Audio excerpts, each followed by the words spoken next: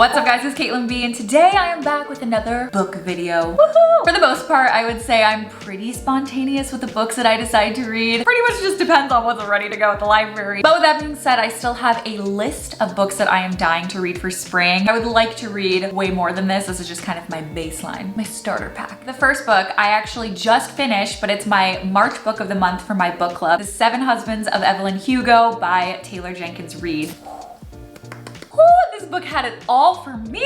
Everything that I am looking for in a book, Evelyn Hugo delivered. Okay, I'm not one to really overly read summaries because I feel like sometimes it gives away all the twists and turns in a book. So when I was going into Evelyn Hugo, I honestly just kind of pictured her like a Samantha in the Sex and the City kind of character. A girl who, you know, just knows what she wants, is confident in herself, and gets really bored of men easily. But I was so off and I loved every minute of it. Aging and reclusive Hollywood movie icon Evelyn Hugo is finally ready to tell her truth about her glamorous and scandalous life. And Evelyn chooses a very unknown reporter named Monique to essentially tell her life story, this big tell-all that's going to be huge and life-changing for the author. Everyone is shocked that she chose her, especially Monique. She's like, who me? So this book, we get a flash from the present as well as the past as Evelyn's telling the reporter her story, and it's so good. We have the glamorous Hollywood setting. We have scandal. We have seven husbands, romance, heartbreak, everything. And the whole time we don't know why she specifically chose Monique for this. So that's kind of an underlying mystery throughout the book, which I did have my suspicions earlier on, but I will say I was also pleasantly surprised by some of the twists and turns throughout this book, especially just Evelyn's character and kind of like her true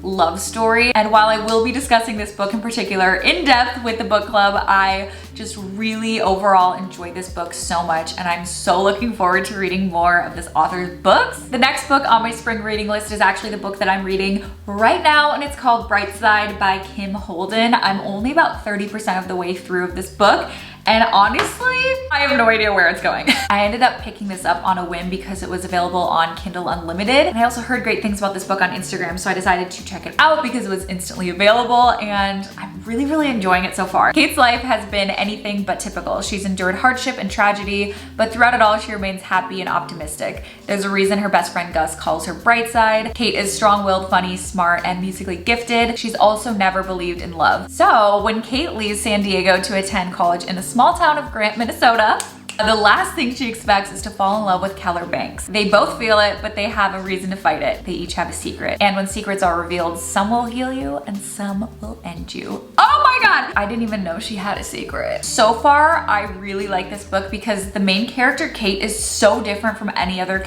main character of a book I've ever read. Her personality is so big, it tends to remind me of a side character, like the best friend, the comedic relief of the main character in most books. And it's really cool that we get her as the main character. She's one of those characters that makes everyone else feel super important and relaxed when they first meet her. Just she's super goofy. She's just so optimistic, happy for everyone. And I love reading about her. She's just so happy and already makes me happy reading it. I'm like, I need to be more like that. So far, there hasn't been too many references to her having a secret, just very subtle. I'm really excited to see where this goes, but from what I've heard, this book makes people cry. So I'm gearing up for that. So TBD, I will post my review after I read it on my Instagram at Caitlin B. Oh, the next book, you guys. I'm on my Goodreads, by the way, so if you want to follow me, at Caitlin B as well. It's just an app for books. Like, you get to track your books and find new books. It's just, I'm addicted.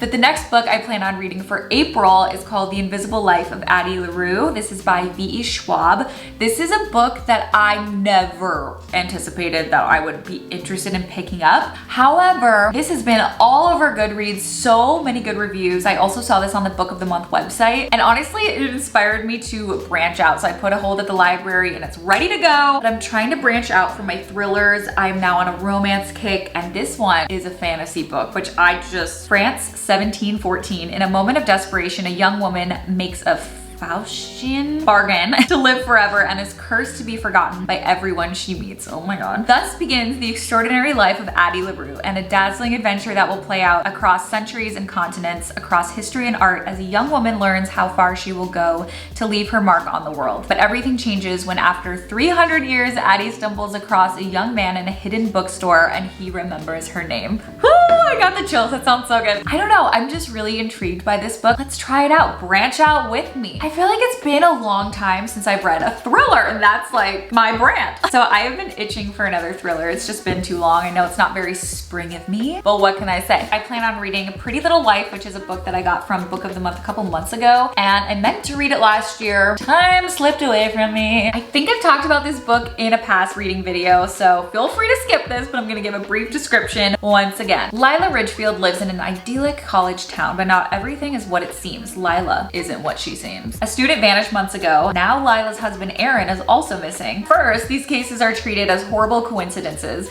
until it's discovered that the student's is really the third of 3 unexplained disappearances over the last few years. The police are desperate to find the connection, if there even is one. Little do they know, they might be stumbling over only part of the truth. With the small town in an uproar, everyone is worried about the whereabouts of the beloved high school teacher. Everyone except his wife. Lila is even more confused because she was the last person to see her husband's body, and now it's gone. I forgot how good that sounded. So if you've been looking for a thriller, definitely check this one out if that sounds interesting to you. Another book that has actually been ready at the library for me for a long time. I keep just like pushing it off because I've been reading other books, but that one is Untamed by Glennon Doyle. I've heard so many good things about this book. I feel like everyone and their mother has read this book, but I still haven't. This is actually a memoir, which I've been reading so many fiction books lately, so this is gonna be fun to just switch it up. And it's a story of how each of us can begin to trust ourselves enough to set boundaries, make peace with our bodies, and unleash our truest, wildest instincts so that we can become women who finally look at ourselves and say,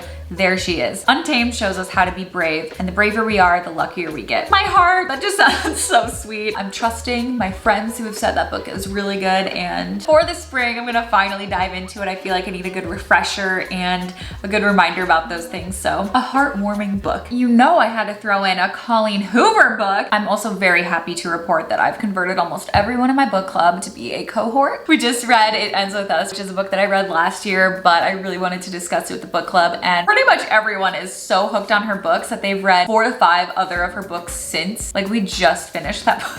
I'm telling you, Colleen converts everyone into just diehard fans. Like, she gets it. I really wanted to read All Your Perfects by her, which is also ready at the library. So I think once I finish Brightside, I'm gonna dive into this one next. But this book is about a troubled marriage and one old forgotten promise that might be able to save it. Quinn and Graham's perfect love is threatened by their imperfect marriage. The memories, mistakes, and secrets they have built up over the years are now tearing them apart. The one thing that could save them might also be the very thing that pushes their marriage beyond the point of repair. All Your Perfects is a profound novel about a damaged couple whose potential future hinges on promises made in the past. This is a heartbreaking page turner that asks, can a resounding love with a perfect beginning survive a lifetime between 2 imperfect people? So because I was reading the Hopeless series, I read the first 2 books, and then Colleen actually recommended that you read this one before reading Finding Perfect or Finding Your Perfect. I think it's called Finding Perfect because I guess there's some characters or some line in the book that ties back to that book. So it's like taking a step back from the Hopeless series so that I can go back to it and get like the full experience, as she says. So very excited to read that next because I've just been itching for another Colleen Hoover book because it's been like 3 or 4 books since I've read one of her books, which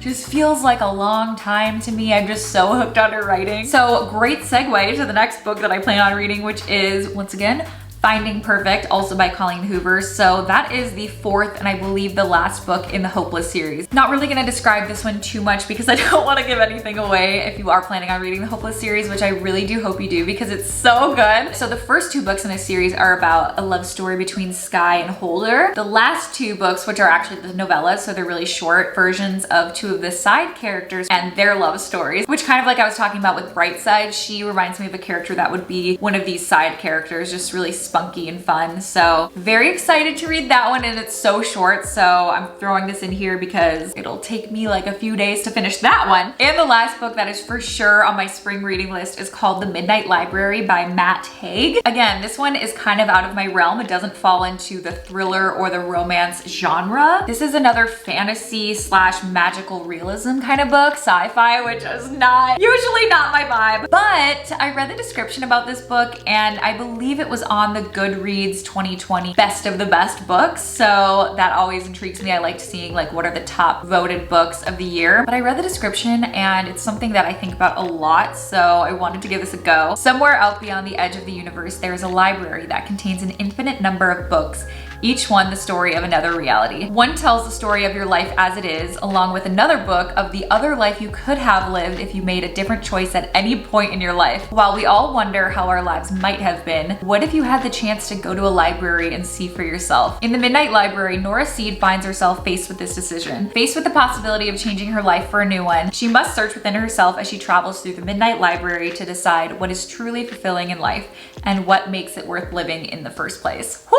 This book just seems really fascinating to me because it's something that I feel like we all think about at one point or another. Like, what if we had taken a different career path, or what if we had chosen a different person to be with? Kind of blows your mind a little bit. I don't know about you, but I feel like that's gonna be made into a movie, like a really good one. But those are the books that are for sure on my spring reading list. I hope you guys enjoyed this video. I will link all of the books that I talked about down in the description box below if you want to check any of them out. I will also list my Goodreads if you want to follow me over there. I have so many books that I want to read, and I love listening to your guys' recs. So if you have any books that you've read recently that you were just mind blown by, absolutely loved, or if you've read any of these books that I mentioned, please let me know in the comments below. I'm always so curious to hear what you guys think. And my next book related video is going to be about how to become an avid reader and my tips for how to read faster, read more, because I get questions from you guys almost daily about how I did this. But other than that, I hope you guys have a fabulous day, and I will see you in my next one.